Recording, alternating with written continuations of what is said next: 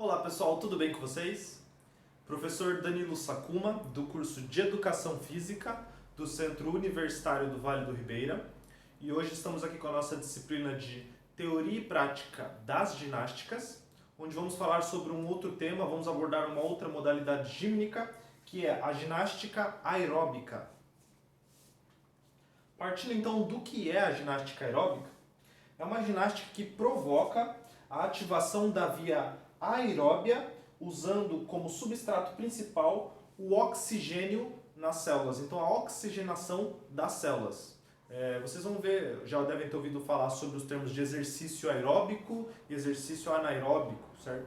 Então, a ginástica aeróbica, né? O que é? Qual é a diferença desses dois?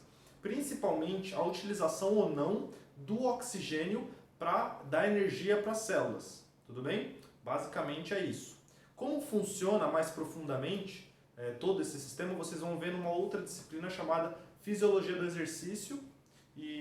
Mas para o nosso caso aqui, vamos falar só sobre a ginástica aeróbica, que utiliza a via aeróbia, ou seja, utiliza oxigênio para dar mais energia às células e promover mais condicionamento para a gente executar aquela atividade, certo? Então, utilizando essa via, a gente tem uma longa duração, a gente consegue praticar aquele exercício por um período maior de tempo e intensidade controlada. Então a intensidade não é nem muito forte, mas também não é nem muito fraca, é uma intensidade média controlada para a gente manter numa longa duração utilizando essa via aeróbia. Então parte da oxigenação das células, as células utilizam oxigênio para ajudar a obter energia, para a gente conseguir executar as atividades, os exercícios. Essa ginástica ela pode ser competitiva ou não, isso a gente vai ver um pouco mais para frente. Então tem a parte não competitiva e a parte competitiva da ginástica aeróbica. E uma das características principais é ter mais energia para poder executar a atividade. Então, na hora que vocês forem estudar, falando um pouquinho cru, né, mais sucinto, a via anaeróbia vão ser para exercícios mais intensos e de curta duração.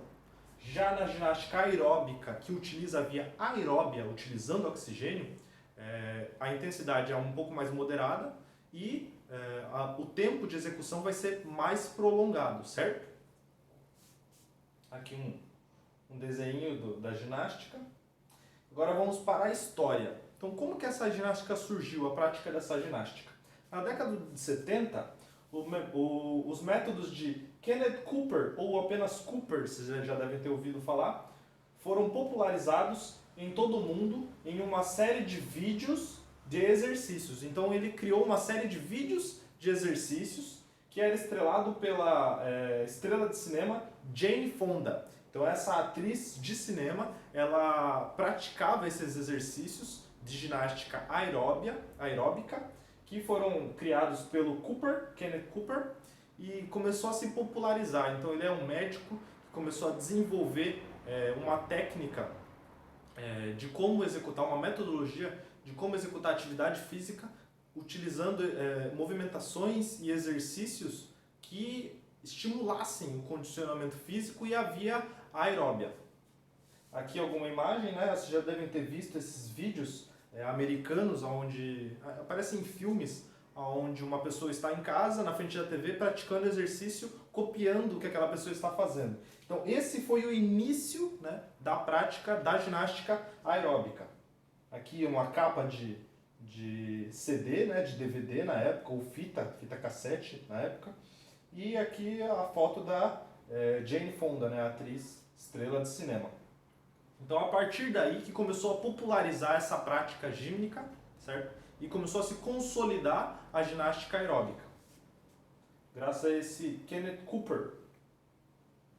Na década de 80, o exercício aeróbico tornou-se parte de uma tendência. Então na década de 80, a partir daqueles vídeos, começou a se estimular, e 10 anos depois, né, alguns anos depois, começou a se desenvolver ainda mais e virar uma tendência a prática desses exercícios. Essa tendência mundial de condicionamento físico trazendo o acesso da ginástica aeróbica por meio das academias. Então, a partir daí, as academias começaram a aderir e fornecer esse produto, né, fornecer essa atividade para a pessoa poder ir frequentar a academia nas atividades de ginástica aeróbica, podendo executar aqueles exercícios. Aqui algumas imagens, né? Vocês devem ter, se vocês pensarem, alguns anos atrás, ainda era muito forte a ginástica aeróbica nas academias. Hoje ainda existe, mas fala-se muito de fortalecimento, hipertrofia, então o forte acaba tendo uma tendência à musculação e exercícios em máquina. Porém, a atividade física mais praticada alguns anos atrás, antes dessa tendência de hipertrofia, força muscular, né, era para uma saúde geral, corporal, no rendimento físico, a partir da ginástica aeróbica dentro das academias. Então a gente tinha atividades em solo, com pesos ou não, com cargas externas ou não, utilização de camas elásticas, né, o jump, vocês já devem ter ouvido falar, que fica saltando nas camas elásticas, e também o step, que foi o auge, né, foi o boom da ginástica aeróbica. Era o step, que é aqueles suportes com elevação, onde você sobe e desce, passa para frente e para trás, utiliza uma perna ou outra, ou salta também em cima. E essa elevação, como simulando um degrau, por exemplo, era muito utilizada para executar toda essa exercitação, né, da ginástica aeróbica nas academias. Então, foi o boom de todo esse processo, foi o step. Entre outras atividades que também eram praticadas, ditas como ginástica aeróbica dentro de salas nas academias. Cooper, aquele cara que a gente falou lá no começo, que iniciou essa tendência, ele ainda é autor do livro Aerobics. Então ele estudou muito essa via aeróbica e como ela poderia ser utilizada a favor do exercício físico. Esse livro serviu como base para o reconhecimento da ginástica aeróbica como competitiva pela FIG, Federação Internacional de Ginástica.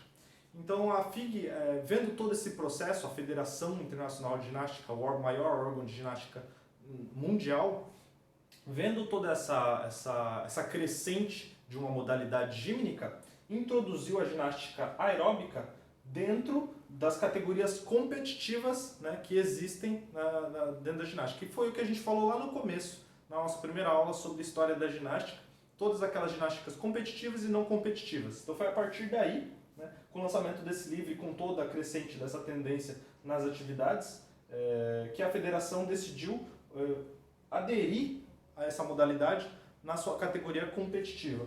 Então aqui tem várias categorias dentro da ginástica aeróbica para você poder competir. A gente vai falar sobre cada uma delas. Vocês podem ver que tem bastante diferença entre uma e outra, e é o que a gente vai falar em seguida.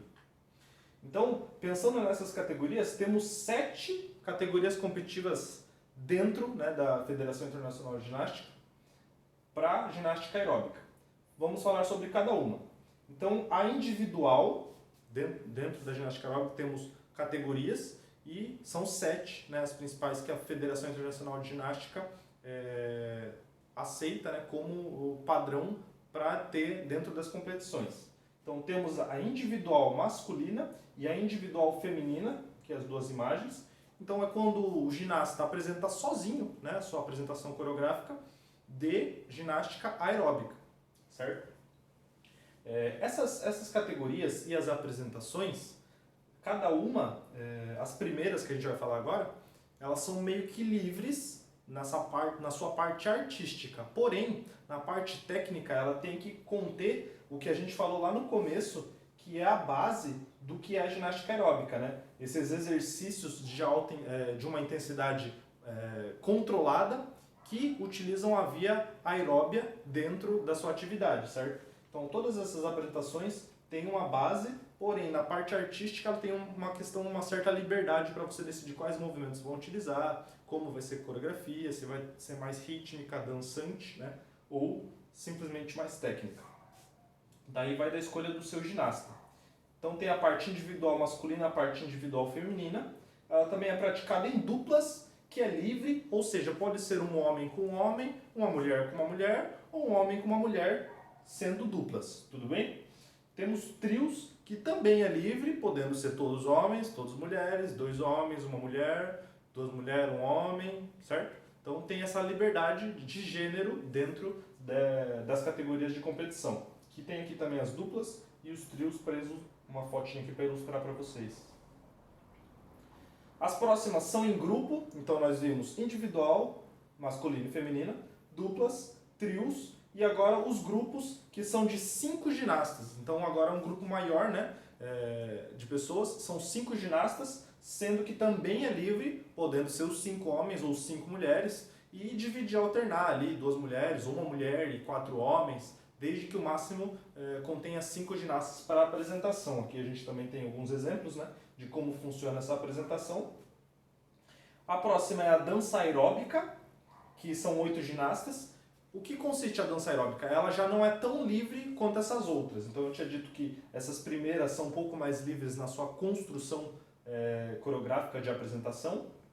Chegando na dança aeróbica, ela já é voltada para uma parte mais dançante, né? Então o corpo tem que estar desenvolvendo movimentos mais rítmicos, seguindo a música que está de fundo, por exemplo, certo? Então as movimentações não são só tão técnicas, pensando em elementos gímnicos, mas pensando em elementos dançantes também, passos coreográficos de dança dentro, né?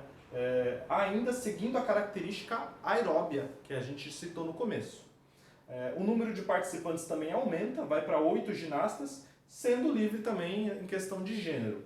Então 8 ginastas, podendo ser 4 duplas, né, 4 casais, ou homem-mulher, homem-mulher, homem-mulher, ou podendo ser também todos homens ou todas mulheres, ou uma mulher e o resto homem, ou um homem e o resto mulher, é livre nessa questão de gênero.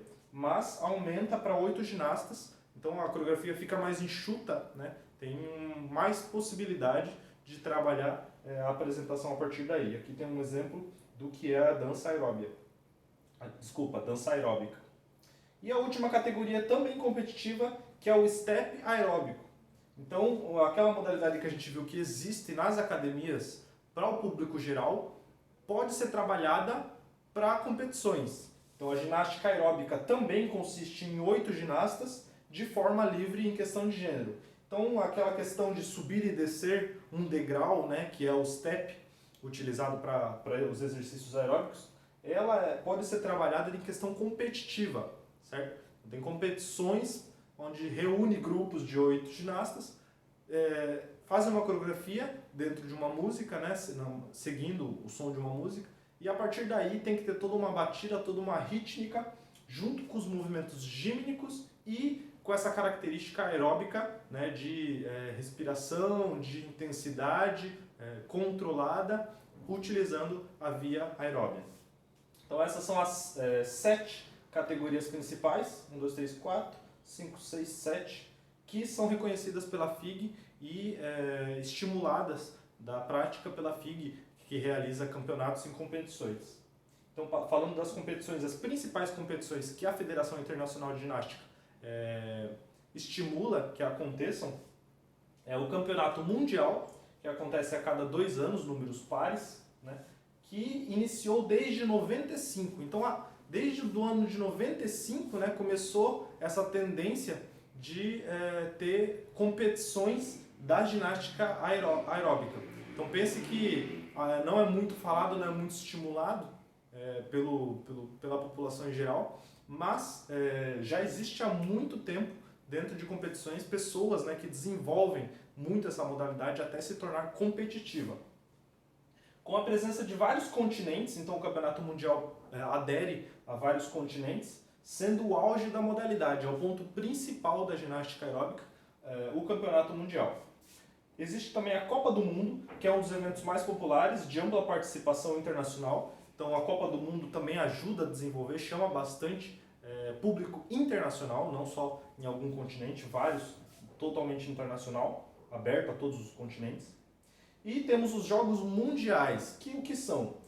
Acontece a cada 4 anos, desde 1997, que é um evento realizado com os esportes que não fazem parte dos Jogos Olímpicos. Então esses Jogos Mundiais é para aqueles esportes que não participam, não estão na categoria dos Jogos Olímpicos. Então a Federação Olímpica, né, o COI, Comitê Olímpico Internacional, ele não colocou a ginástica aeróbica como uma modalidade que está sendo utilizada nas competições dos Jogos Olímpicos.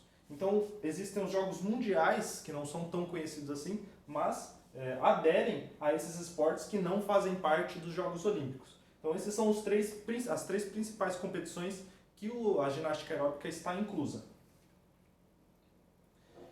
Pensando nessas competições, como é que funciona a pontuação, né, para as apresentações? Então existem, aqui está errado, desculpa, vou mudar já para postar para vocês. Mas existem existem 3 tipos na ginástica aeróbica. Existem 3 tipos de pontuação. É a pontuação de dificuldade, a pontuação de execução e a pontuação artística, tudo bem? 3 tipos de pontuação. E aí, a soma dessas pontuações vai dar a nota final. Mas tem uma questão. A pontuação de dificuldade, ou seja, a dificuldade dos seus elementos que vão ser utilizados para a apresentação, ela não tem limite máximo.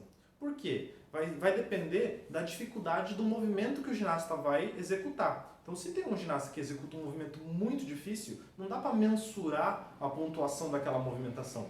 Então, tem que deixar livre e, se ele conseguir executar aquele movimento, aí sim alcança aquela pontuação. Aí, quem não consegue executar uma movimentação muito difícil, faz um movimento um pouco mais simples. Então, essa pontuação de dificuldade fica livre de ginasta para ginasta. Já a pontuação de execução, ela tem um máximo de 10 pontos. Ou seja, ela inicia no 10 e dependendo do nível de execução da sua apresentação, ela vai decaindo. Se você apresentou muito bem, se o ginasta apresentou muito bem, ele consegue alcançar os 10 pontos. A cada erro que ele vai cometendo, essa pontuação vai decrescendo, vai diminuindo, vai perdendo pontuação até chegar aonde o júri decidiu que é a pontuação de execução daquele ginasta. O mesmo acontece com a pontuação artística, né, que inicia nos 10 pontos e vai decaindo dependendo da parte artística, da presença artística do ginasta durante a sua apresentação. Tudo bem? Então, a pontuação de dificuldade não tem limite e conforme vai sendo muito difícil a apresentação, os elementos que estão sendo executados, vai aumentando essa pontuação e pode ir a níveis extremos. Mas tem uma média, né, que é o máximo que o ser humano consegue, que tem sido alcançado. Já a pontuação de execução e da artística são pontuações que começam em cima e começam a decair. Executou mais ou menos, vai decaindo, foi pouco artístico, vai decaindo. Certo? Depois junta essas 3 pontuações e o resultado final da soma das 3 é a nota final do ginasta. Aqui eu falei sobre esses elementos, né? Quais são esses elementos que são analisados pelo júri? Então tem vários elementos que são analisados, esses são os principais. Os passos aeróbicos tradicionais são aqueles que são vistos na academia mesmo, movimentos que aceleram, né, nossa via para se tornar aeróbia, com movimentos mais dinâmicos que aceleram o nosso metabolismo. Força nos movimentos dinâmicos, então movimentos que são contínuos, que exigem muita força, por exemplo, giros apenas com o apoio das mãos. A força dos movimentos estáticos, que são, por exemplo, aquelas movimentações paradas, onde segura numa posição onde exige muita força para sustentar o corpo. Saltos e aterrissagem, ou seja, os saltos, né, a hora que se desloca, sai do chão, e depois a aterrissagem também é um elemento muito visto para colocar uma pontuação. Dificuldade dos movimentos, ou seja, esse movimento é muito fácil, esse movimento já é muito difícil, então também já conta com um elemento de pontuação. A presença artística, como eu falei, tem até um tipo de pontuação para isso, né? Então a presença artística ela conta muito. Se foi bem apresentado ou se aquela pessoa estava mal, não apresentou tão bem toda a sua coreografia. Flexibilidade e equilíbrio, claro, dentro das ginásticas, a flexibilidade e o equilíbrio tem que ser muito bem trabalhado, então se escorregou ou se não teve amplitude de movimento, decresce a pontuação também, ou se foi muito bom, aumenta a pontuação também. Originalidade e personalidade, então tem muito do ponto pessoal daquele ginasta, como ele está apresentando, ele foi bem original, foi bem legal, ou a personalidade, aquele ginasta tem uma personalidade muito boa naquele movimento, foi bem legal. E esses dois que eu deixei separado aqui são mais para as categorias em grupo, né? Não é individual. Porque é o sincronismo dos movimentos entre duas pessoas, aquela movimentação linear, muito bonita, que acontece junto, né? E não acontece separado, acontece junto, sim, em sincronismo. E os montes e levantamentos. O que são isso? Os montes são quando uma pessoa sobe em cima da outra. Formam os montes, né? As pirâmides também, como são chamadas. E os levantamentos, quando uma pessoa ergue a outra em momentos rápidos e dinâmicos. Já também temos as deduções de pontos, que pode acontecer por quedas, movimentos incompletos, então o movimento não acontece como deveria acontecer, e incorreto alinhamento do corpo. Então, se o corpo está mal alinhado, está uma posição feia, também conta como dedução de pontos.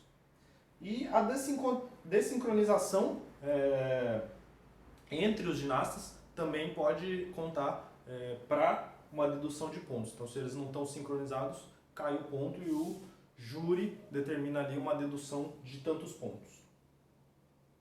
Aqui eu vou deixar um vídeo para vocês, tem um link que vocês podem clicar, mas vou deixar no portal também, para vocês acessarem um vídeo da Federação Internacional de Ginástica explicando e promovendo a ginástica aeróbica, que foi mais ou menos o que a gente falou, mas mostra vários vídeos, né, várias imagens bem interessantes da ginástica aeróbica. Por hoje é só, pessoal. Se tiverem alguma dúvida, deixe no nosso fórum de atividades. Não esqueçam de responder o questionário de frequência. Muito obrigado e até a próxima.